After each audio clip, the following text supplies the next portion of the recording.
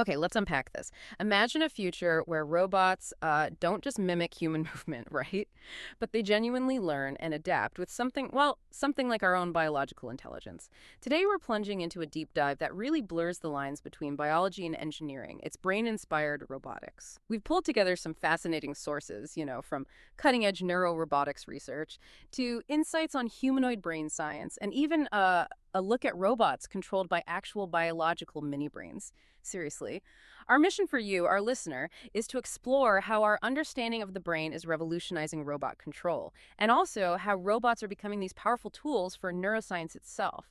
And, what this all means for the future of human-robot interaction and medical recovery, too. Get ready for some truly surprising connections. What's really fascinating here, I think, is the truly reciprocal relationship.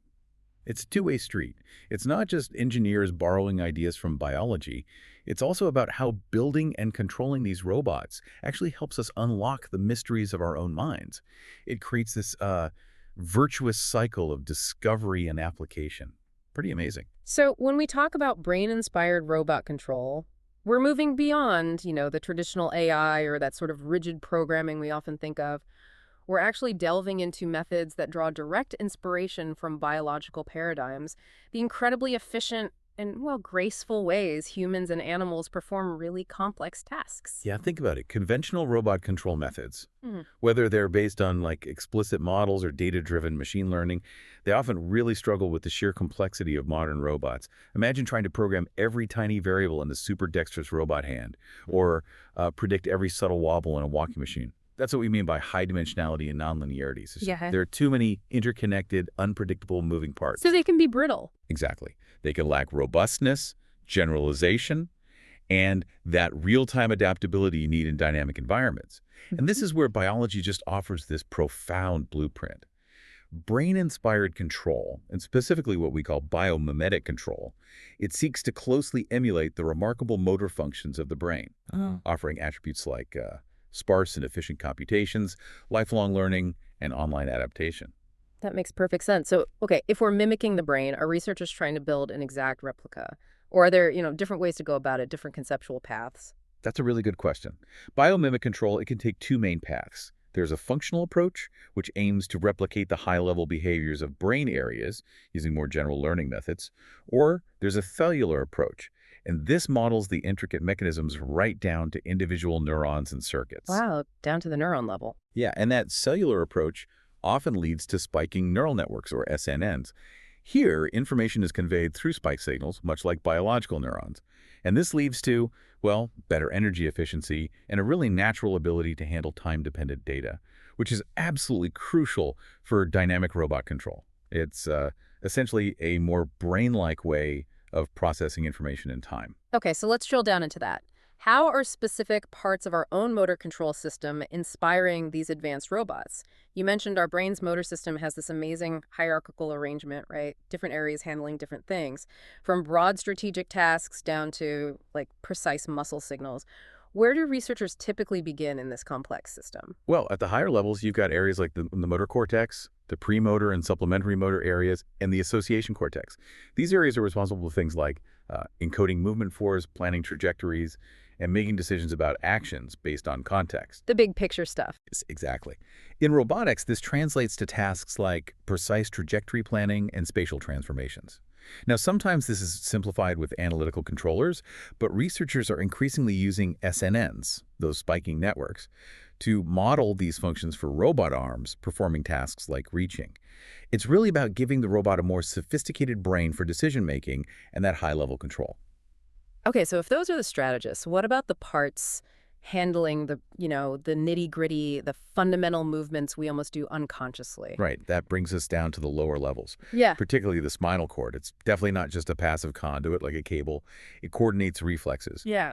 And it contains these things called central pattern generators, or CPG. CPG. Yeah, these CPGs are groups of neurons that can generate rhythmic movements, like walking, even without direct input from the brain. For legged robots, especially things like hexapods, CPGs are a total game changer. They allow for these natural, smooth gaits that can be modulated by sensory feedback to adapt speed or patterns. So the robot can adjust on the fly. Precisely. And many of these CPGs are even being implemented directly onto specialized chips. what we call neuromorphic hardware, like Spinnaker and Intel Luhi. These chips are designed to mimic brain architecture, Ah, okay. which leads to incredible energy efficiency and robustness to noise and different speeds. It's how a robot can maintain a smooth, adaptable walk without needing constant, heavy computational oversight from a central processor. That's incredible. Generating rhythm almost on autopilot. Now, our brains also have these crucial side loops, right, that fine-tune everything, make movements smooth and accurate. Absolutely critical. These side loops are essential. The basal ganglia, the BG, for example, it helps determine suitable motor programs and ensures the execution of appropriate motor actions, kind of like a selection mechanism. Okay, choosing the right move.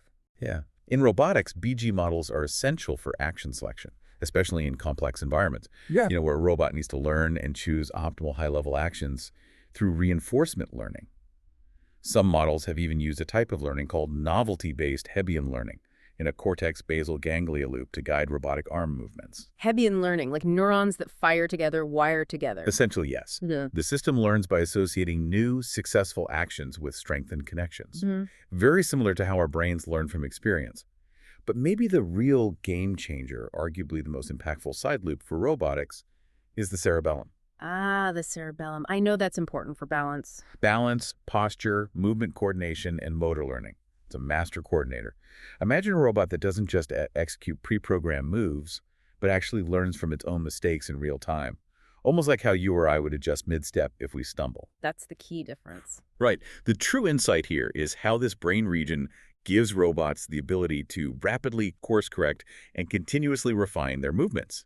It makes them incredibly robust in unpredictable environments. It's like giving them a built-in predictive fix-it crew. So wait, if I'm getting this, the cerebellum is like our brain's internal fix-it crew and its crystal ball for movement. That's quite a dual role. You've absolutely nailed the core of its function. Yeah. Researchers have implemented real-time spiking models of the cerebellum to control robot arms, and they've demonstrated dynamic adaptation and robustness, even against non-deterministic delays, unexpected lags. Which must happen all the time in the real world. Constantly. Mm. These models can learn the inverse dynamics of a system, meaning they figure out what motor commands are needed to achieve a desired outcome, even when unexpected forces come into play. And then they provide corrective signals. This ability to handle noise and disturbances is just vital for robots interacting with the messy, unpredictable real world. It's even been applied to stabilize the gaze of humanoid robots, mimicking our own vestibulo-ocular reflex, the VOR. Okay, so this is clearly a two-way street then. Robots aren't just, getting designs inspired by the brain. They're also becoming powerful experimental tools for understanding our own brains. What kind of insights are we gaining from that direction? Well, think about human sensor motor learning. Our bodies are incredibly adept at learning to deal with new tools or environments, right? We build these internal predictive models to anticipate perturbations. We actively generate forces rather than just, say, stiffening up.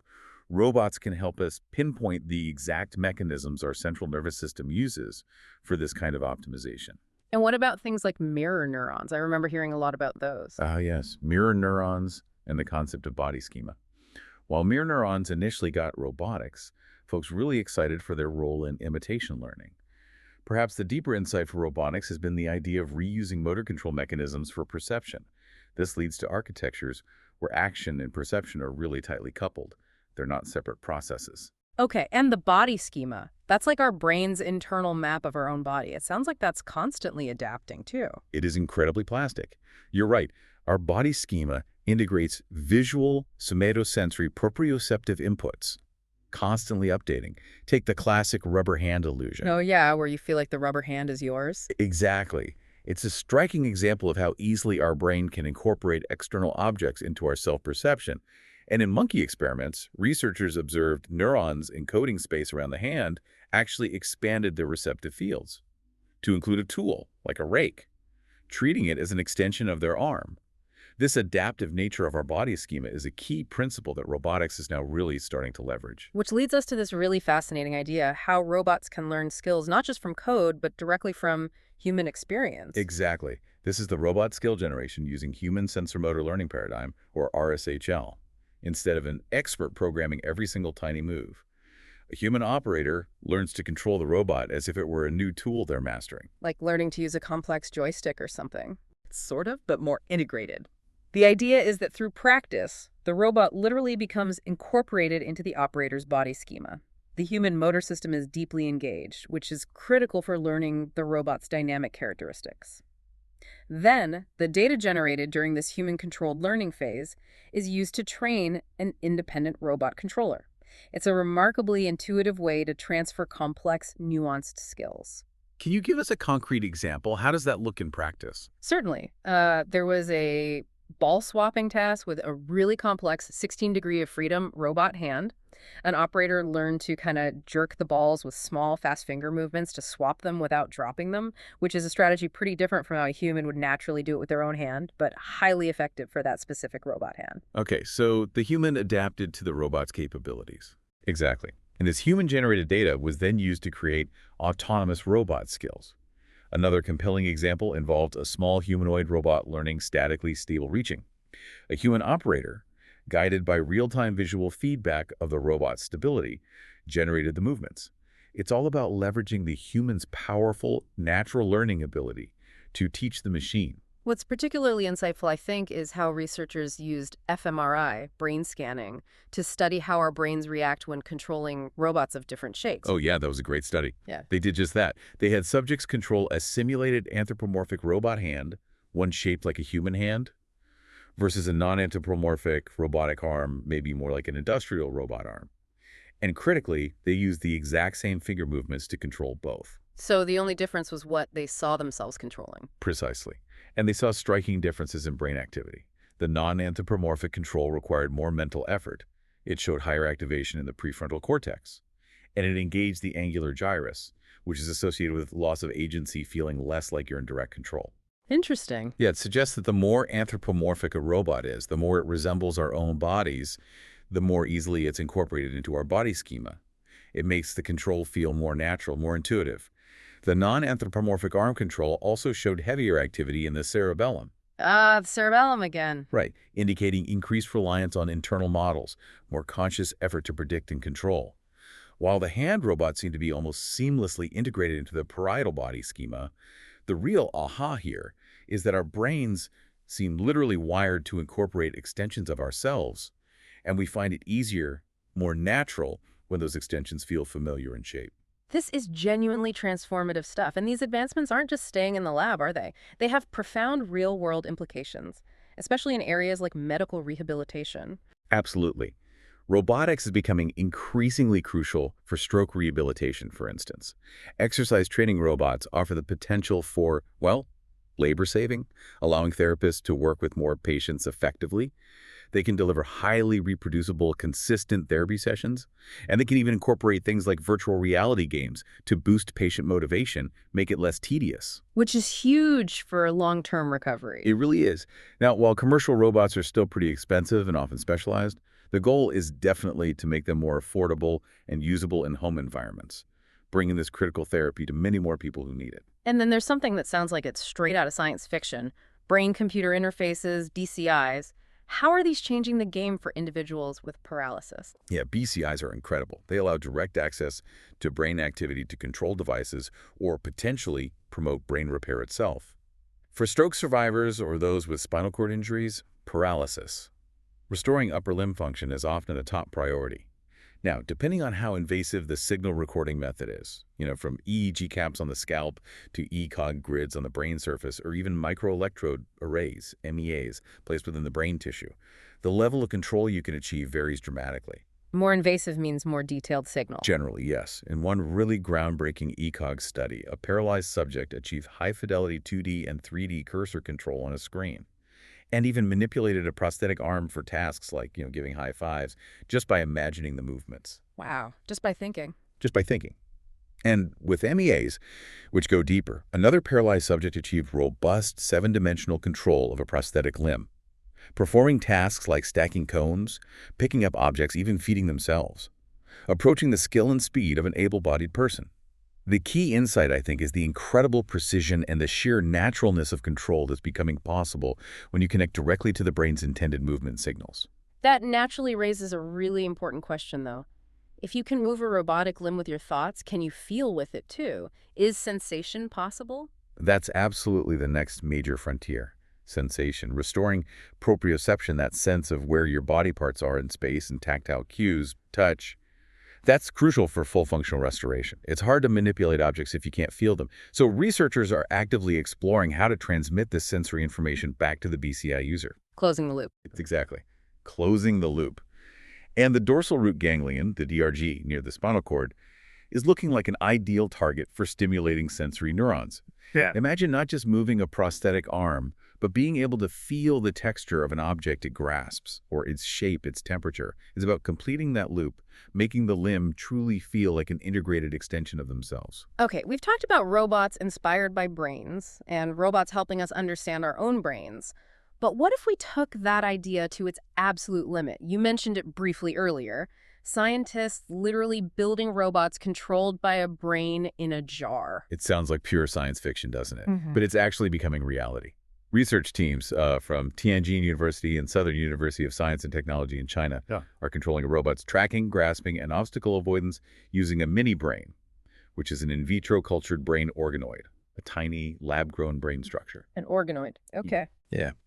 This mini brain is coupled with an electrode chip.